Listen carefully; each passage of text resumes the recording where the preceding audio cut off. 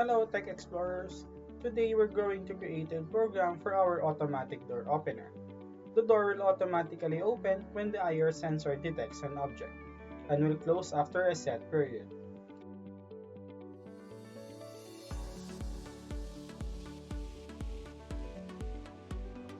We'll be developing our program using Aviscar's AMS Studio. Let's begin by adding the My Program block. Next, we'll include an infinite loop to ensure our automatic door opener opens and closes based on sensor detection. Then, we'll add an if statement with a condition to check if the IR sensor detects an object. If it does, the door will open for 2 seconds before closing again. Finally, let's add code to keep the door closed if the IR sensor doesn't detect anything.